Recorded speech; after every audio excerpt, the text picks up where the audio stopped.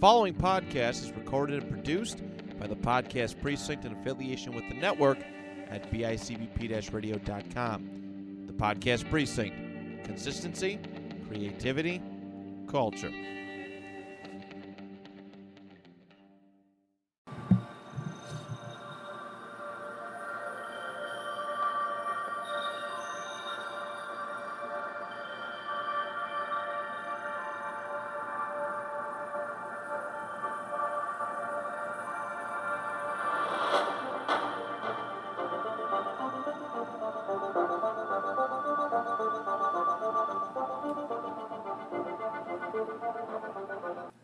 Hello, and welcome to the Sci-Fi Update.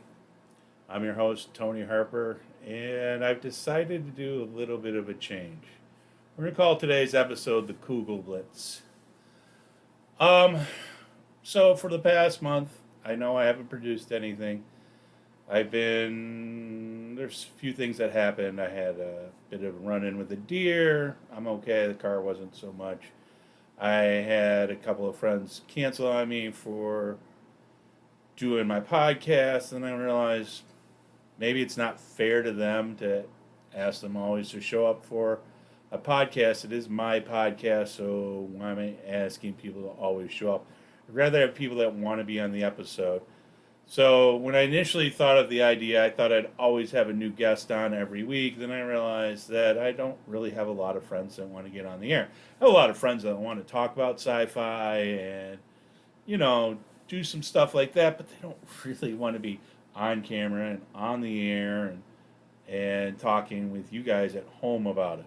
So I've decided to Kugleblitz the entire show and basically rewind it, rethink about how I want things to go on, and change up the format a bit. Now, it's not going to be a complete format change. I'm still going to start off with the news. I may not do this weekly, although I do plan on getting out a couple of episodes this week out because I'm on vacation still. And I haven't shown you guys love for about a month, so I wanted to get things caught back up to where I almost have a weekly episode in a year's time. So we'll see how that goes. Then I got to think about how I wanted things to change. Now, my friends suggested, hey, you should really do a Drunk Harper show. And I'm like, legally that's not great. And pretty sure there's a couple of things against YouTube and drinking on YouTube and things like that. But they love hearing me kind of rant and rave about certain topics. So I'm still going to rant and rave about sci-fi topics with you guys on this show. We're going to stick it to sci-fi topics. I may come out with another podcast. We'll see if it comes out or not. I have a few ideas. But this takes a lot of time to do, even this episode, and that's part of the problem I was having. It was taking a long time to set up and find my friends that are willing to come out and do this. It was taking a long time to edit the show with the video afterwards. It still is a lot of work. So I plan on putting in the work. I plan on doing this a lot more at home, so you might see that studio change.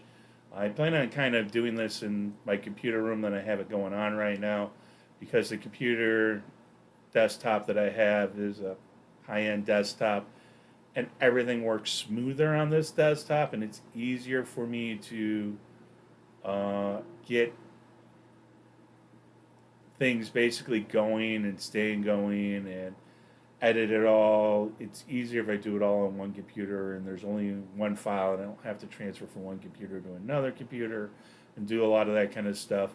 So you will see me occasionally still out at the studio, but I'm not going to be doing it all that much. As a matter of fact, I haven't even told Matt.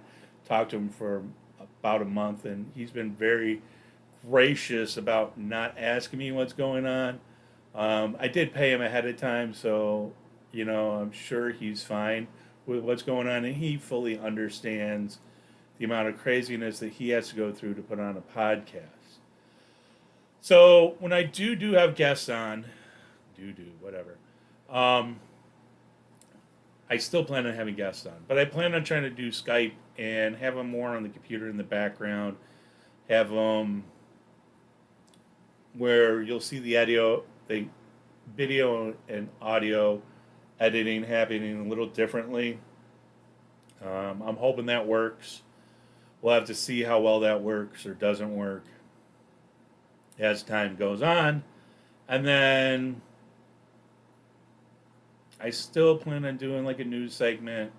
I plan on doing what we're going to call a Harper Rave. It's going to be me talking about a particular sci-fi subject once a week. And then I'll go into a different subject or some kind of editorial on something that happened in the sci-fi universe. I did find a new information channel to go through that I like a lot called Locus, Locutus, LOCUS.com. Do like and subscribe to those guys if you can. They are a great news source, a great source of information for science fiction and fantasy. If you guys are really out there looking for that kind of stuff. Also, let them know that I sent you their way. All right, so let's get into the news for today. And I pulled it up on the Locutus site. One of the things I did want to talk about is FantasyCon returns for 2022. This is in London. It's at the Heathrow. It's not at Heathrow. It's the Radisson Hotel in Heathrow. September 17th and 18th of 2022.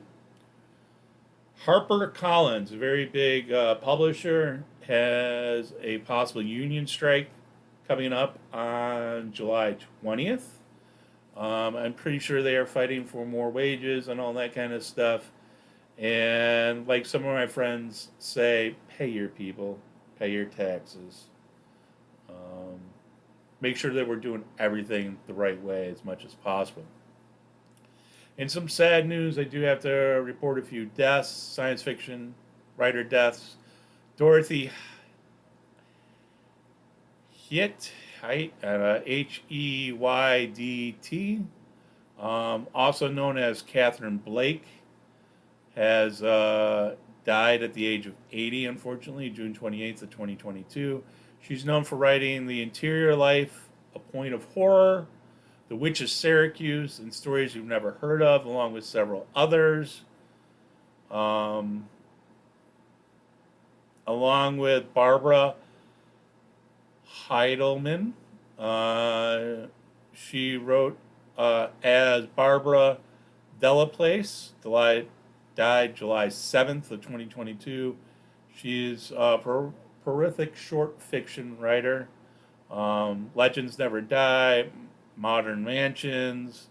She also wrote with several other people, Trading Up, and That'll Be the Date. There is a steampunk and fantasy museum that is opened up in Romania. Sounds very interesting, and if I ever get a chance to go to Transylvania and Romania, I am going to check this place out. A bunch of award shows happened while I was away. I'm not going to go through the award shows too much. But Arthur C. Clarke Awards, Prometheus Award, winners were announced. The Heinlein Scholarship, along with the Henrietta Bradford Writing Competition, has all happened. The Science Fiction and Fantasy Writers Association had a data breach that happened on May 21st of 2022. Someone using their credentials accessed their members-only directory and basically took all member-facing data. It basically includes their email, telephone, and websites from the site for anybody that was part of the Science Fiction and Fantasy Writers Association. Your data was hacked. You're going to find that this is going to happen a lot more often. Everybody's out there trying to hack all the data out in the world. Let's see, what else do I have in here that happened while we were gone?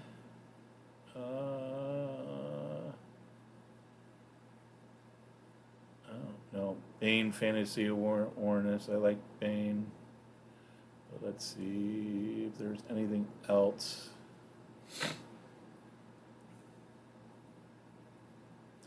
There wasn't anything that was else that was huge in here while I've been gone, except for a bunch of awards that were written about. I do want to announce a few science fiction books that have come out. Upgrade by Blake Crouch comes out July 19th. The Daughter of Dr. Moreau comes out July 20th or July 12th.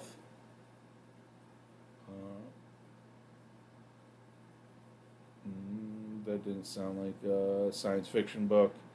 Part of the problem is the book that I'm using doesn't have all just science fiction stuff in it. I knew there was another one I was going to mention in here that was coming out here soon. Eclipse of the Moon. That also comes out July 20th by Jesse Mihalik. The Night Shift comes out July 26th by... I can't say her name. A Half-Built Garden by Ruth Anna Emrys was another one that was coming out. So if you guys are interested in science fiction books, keep your eye out for those. And then today we're going to go into the Harper Rave. So the Harper Rave is going to cover the Umbrella Academy. Really enjoyed the series, really hated the science fiction behind it. The storytelling was alright, but I feel the writers took a lot of shortcuts, and the Kugleblitz or whatever they want to call it was part of that problem. It was this time and universe destroying paradox thing that happened, and as interesting as it was in the Umbrella Academy fighting that kind of thing, it was just, like I said, it felt like the writers took some shortcuts, and well, the story was alright, it wasn't bad, and the acting wasn't bad. I'm still not a big fan of Five, although I do like the actor who's playing Five somewhat. I just think that having a kid trying to portray the mindset of a 50-year-old and not mentioning anything that, and again, they covered this in the fiction because of his time travel abilities. He didn't actually have any of these experiences, I would say, because let's say the Umbrella Academy was born like 1989, so they'd all be a Gen X family, or Gen Y family, sorry, not X, because I'm Gen X. And even though he aged and all that kind of stuff, he didn't cover anything that would have been part of their stuff growing up. You would think that he would be remembering stuff like Pokemon or any of that stuff that Gen Y people talk a lot about today, as far as fiction and fantasy and cartoons and all that kind of stuff. And he just doesn't show that history in his character very well. Now, again, he got transported out to a time and place in the universe where he had basically destroyed the universe or the people on the planet from his time-shifting stuff, and nobody existed in this time frame. He still would have had those childhood memories and would have brought all that stuff up, and he would have spent those years not only defining himself as a man, but defining all that kind of stuff. And I think his personality would have been different than what they've portrayed here on the show. And that's why I think Five, well, the actor's doing a phenomenal job of trying to portray an older character. It's just too bland and not specific enough for the time frame. And again, I think it's because of lazy writing. There's a lot that they're trying to shove into the show, which I don't know if it all makes sense or doesn't make sense. And granted, with this kind of fantasy sci-fi show, it doesn't have to. And I do enjoy the show itself.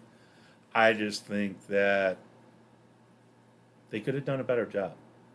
It needed to be a lot more specific. So if there's an Umbrella season 4, he really does need to have a lot more specific references to his childhood, because that's what older people always talk about. You know, when I was a kid, I walked uphill in the snow both ways, and he doesn't really do enough of that. So there's that. There's the Harper Rave.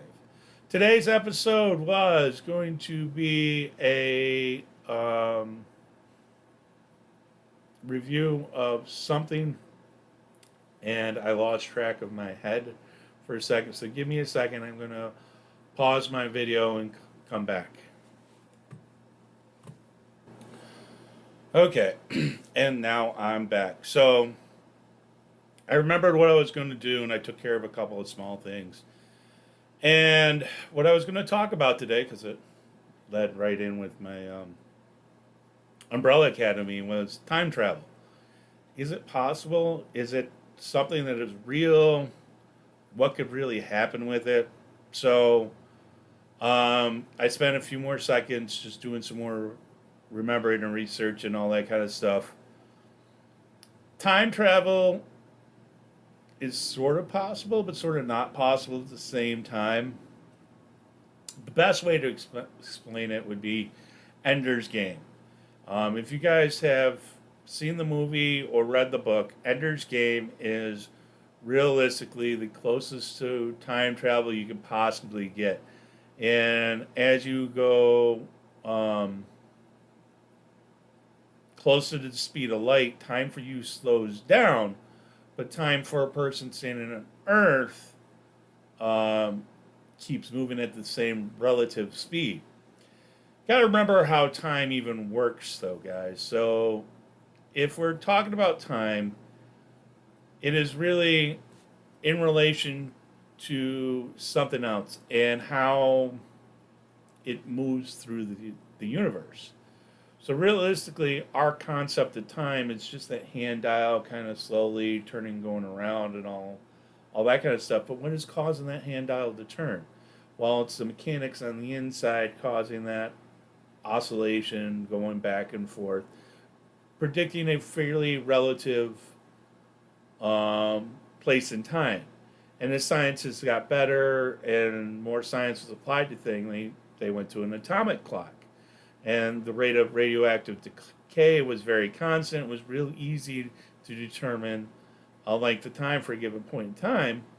Problem is you go faster than the speed of light, or even faster than what we're traveling here on Earth. Take GPS satellites, for example. The GPS satellites are traveling at like 28,500 miles an hour around the Earth. They're traveling faster than the Earth is, spinning and rotating around itself. So therefore, that time difference between the two is almost like a second difference in a day. And over time, that second adds up. And since they're GPS satellites, they're telling us our position on the ground. Even at a second time delay, that can move where it thinks you are by a whole mile or more. So what we do is we use a lot of math to calculate the differences and constantly adjust things over. So excuse me, guys. So things like GPS in your phone and all that kind of stuff compensates automatically for that. So when we're talking about traveling faster than time and traveling through time at a different rate, it's really the faster that we're going, the difference that the time is going to be for ourselves. So let's take an example of two twin astronauts, Mark and who was the other who was his twin? Kelly, Mark Kelly and Scott Kelly. That was who his twins was. Scott Kelly spent 528 or 520 days in orbit, where Mark only logged in 54 days in orbit. And technically, there was a 6-minute difference between when they were born, but overall, now that Scott's been up in orbit longer, or actually now that Mark was on the ground longer, that time difference for Mark expanded by about 5 milliseconds. I know it's not a large time frame, but it does add up over time. And they were closer and going at a slower speed than the GPS satellites, because the International Space Station only does about 17,500 miles an hour. So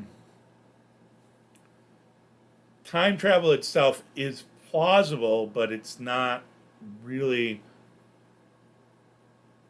the way it's typically used in science fiction, which Ender's Game probably does the best time travel based off our current technology and best understanding of the science behind it. In that they speed somebody up to the speed of light, have them circle around, and then come back towards Earth about 100 years later. Even though about 2 years have passed from him on this spaceship, he is now in a position to fight the aliens that took us almost 100 years to get our spaceships into place for the battle for Ender's Game. And that brings us back to, how do they communicate, though, right? How does this faster than time work? Well, we've already seen some stuff called spooky action. All right, it's when we can link two molecules up and get them to, what's the word for it? They synchronize themselves. They're, give me a second. What's it called again? I'm going to just do a quick Google search. I know that Einstein called it spooky action at a distance. Quantum field theory. Yeah. I know it's, what do we call that though?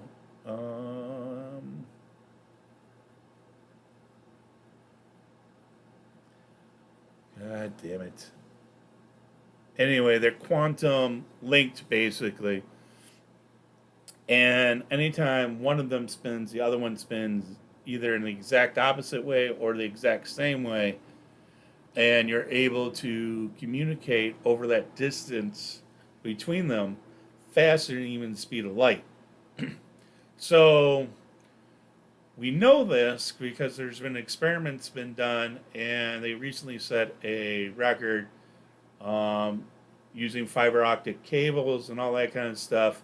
And the distance that they were from one another was over 20 kilometers away from one another via the fiber optic cable, though realistically the distance between the two particles themselves weren't that far apart. They were about 2 buildings apart on this campus, but they sent it down a fiber optic cable 20 miles away and back, and then read the differences between the two, both in real time, to see when it changed, how quickly it changed, and that kind of stuff. And they did notice that change instantaneously, which is why they were closer together.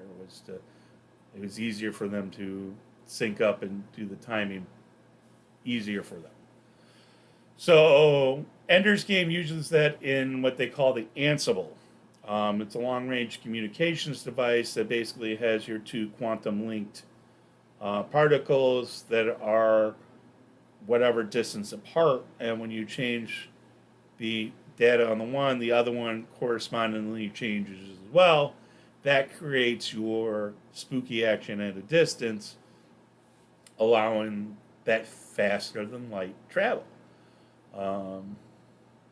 Which I think is a really cool and neat idea. Realistically, I think that's the only way that we're going to be able to do long distance communications like that. However, realistically, humans still aren't built for space. So us really getting much further than Mars is still going to be a challenge for us for the most part because of the fact that our biology doesn't allow us to do those kind of insane amounts of changes. And if you've read or watched The Expanse and seen how some of the bodies elongated and changed over time and no longer can withstand the gravity pressures on Earth, that would happen. But realistically, I don't think we would survive outside of 1 or 2 generations outside of Earth's gravity in deep space. Now, on Mars, it's a possibility that we can survive several generations and either build up an immunity to the lower gravity on Mars or do something we can increase the gravity through centrifugal force. That is currently the Japanese's way of counteracting that gravity difference there. And then we'll need those ansibles and those faster than light communication things to happen to be able to talk to one another in near instantaneous time. And it will work fairly well while we're in the solar system. But once we try to get outside of the solar system, time and space and all that, it's just going to be longer, and we're going to age quicker on Earth. And when we're trying to travel that far, even though you're not going to age as quickly on your spaceship, you will still be traveling through time because you are now moving quicker than we are here on Earth. And everybody on Earth here, that communication is actually going to delay using an Ansible. The person on the starship would be able to talk or do whatever, but by the time the communication's transferred back, it may be 6 months to a year has passed on Earth, and Earth can do that instant response, but by the time they actually get it on the Ansible up there, it'll be near instantaneous response for them, but on Earth it'll be 3 to 6 months time difference. So communication would be really odd to just watch somebody grow older as you can see them on the screen and you're doing those long difference things. And that's the other thing. I think psychologically humans aren't going to be set up to handle that. Right now, people are really stressed out in the environment that we have with this information overload that a lot of people tend to deal with or tend to allow to happen to themselves. And that's why it's always nice to escape into a book or some other kind of science fiction thing, just to give yourself that break from reality type of thing. But a lot of psychology and all that kind of stuff, I mean, a lot of people are just so hyped from all the COVID things, so hyped from everything that's been going on in their lives that I think psychology, the human psychosis mind might break in some of those kind of long-term things. I mean, even though you'll be able to see your loved ones go over time, but even your loved ones here on the planet will be probably super jealous of you for not getting any kind of older while you're up there on that ship. Actually, the response from Earth will be so, I don't know. I don't know if it'd be so quick because of that time difference. But realistically, that particle is not going to be moving any differently in speed from there. So I think it's going to work out pretty much the same. But it would seem like what would take you like 5 minutes conversation maybe to say down to them, it may take them 3 months for the response to get back or something like that. I was just thinking that particle may be moving at a different speed than the other one, and there'd be like a millisecond for you to get the information. But realistically, it's not how it would work because, again, this particle and this particle are going to be moving at the same speed no matter what that distance and speed difference is. As long as they were quantum entangled. Fuck me. Can't believe it took me so long to remember quantum entanglement. That's how that works. Pissing me off. All right, guys. I think the new episodes are going to be slightly shorter like this one. I might try to add some more stuff into it later on at a different date and time.